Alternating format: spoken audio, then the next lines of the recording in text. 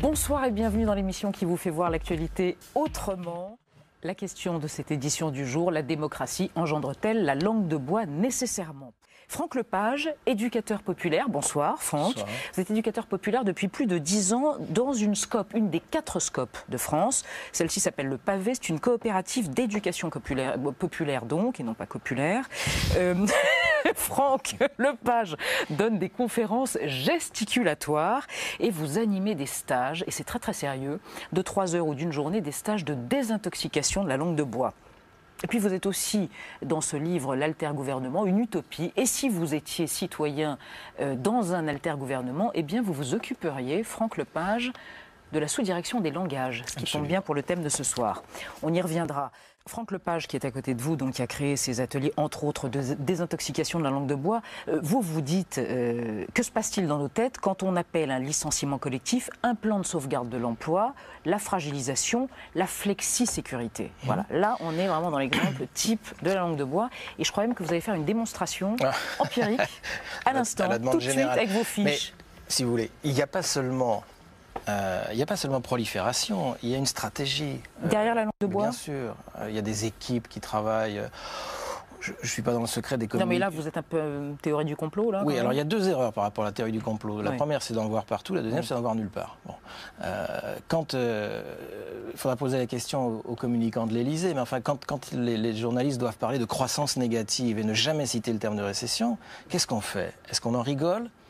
Et s'ils pensent à ça, est-ce que c'est pas parce qu'ils savent que ça produit des effets ? Et évidemment, ça produit des effets parce que la croissance négative, c'est magique. C'est toujours de la croissance. C'est juste qu'elle est négative. C'est formidable, d'accord ? C'est pas une récession.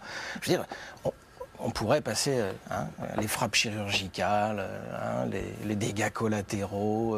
Bon, là, j'ai rencontré dernièrement un monsieur. Il vient de se faire décruter. Il s'est pas fait licencier, il s'est pas fait virer, il s'est fait décruter. Mais c'est complètement orwellien. La bonté, le contraire de la bonté, il n'y avait pas la méchanceté, il y avait la imbonté. Voilà, il avait. Orwell raconte donc on enlève mauvais, on garde bon et on est exactement dans cette manipulation de langage. Alors effectivement, la question c'est est-ce que c'est grave, est-ce que c'est pas grave ? Alors, on tranchera pas en 28 minutes. Alors je vous ai effectivement amené 16 mots qui ne veulent strictement rien dire, mais qui ont l'air de dire quelque chose. Démonstration. C'est-à-dire ça produit des effets de sens et donc je vous propose ici peut-être qu'on organise un petit débat entre nous. Donc vous êtes d'accord, vous me faites confiance. Totalement. Ils sont battus et donc moi je souhaiterais dans le cadre de ce débat sur Arte revenir sur une notion qui, vous m'en donnerez quitus, me paraît essentielle. Et c'est la question du contrat que je voudrais mettre en rapport avec cette autre question qui est celle du développement. Pourquoi penser aujourd'hui les logiques de développement dans l'esprit d'un contrat? Mais pour une raison au fond assez simple, c'est que dans l'espace désormais incontournable du local, il nous faut inventer des partenariats qui soient avec les acteurs, des partenariats qui soient garants de la démocratie, c'est-à-dire qui installent, qui assoient, je dirais, cette démocratie sur un véritable diagnostic partagé qui relève le défi de la décentralisation en prenant en compte la question du lien social. La question du lien social, à l'heure de la mondialisation, excusez-moi de vous le dire, elle est bien mal en point. Mais elle est mal en point pourquoi ? Mais parce que la question du lien social, aujourd'hui, c'est dans la proximité qu'il faut la relever. Excusez-moi.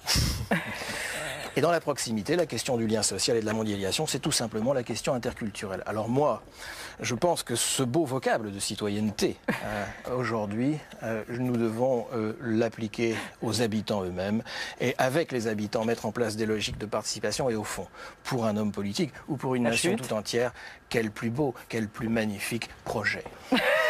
Bravo, 16 cartes battues de manière complètement aléatoire. Alors évidemment, on pourrait, alors si on devait débattre entre nous, je vous demanderais de me poser des questions. Donc François Rollin, vous voulez prendre 2 mots ?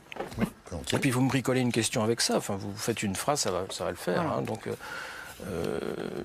oui, bien sûr, mais vous avez évoqué très rapidement le partenariat, mais dans le cadre de la mondialisation, vous ne l'avez pas resitué précisément. C'est la question centrale. C'est la question. Moi, je suis très heureux que vous m'ayez posé cette question, parce qu'effectivement, c'est la question centrale. Alors, j'ai bien une idée sur la réponse, mais je préférais que ce soit Christophe qui vous réponde. Alors, est-ce que vous voulez tirer 2 papiers pour faire une réponse à François Rollin ? Christian, d'abord. Christian. Voilà, et après... Donc cette fois-ci, c'est une réponse que vous faites. Il pose effectivement la question qui est une question très complexe. Je ne le laisserai pas esquiver. Je ne suis pas sûr d'avoir bien retenu la... Ça n'a aucune importance, vous avez bien compris. Mais moi, ma véritable solution, ce serait un vrai contrat de participation. Je ne l'aurais pas mieux dit. Et ben voilà. Si vous voulez, démonstration. Ça s'appelle des effets de sens. Et en fait, implacable. Le problème, c'est que...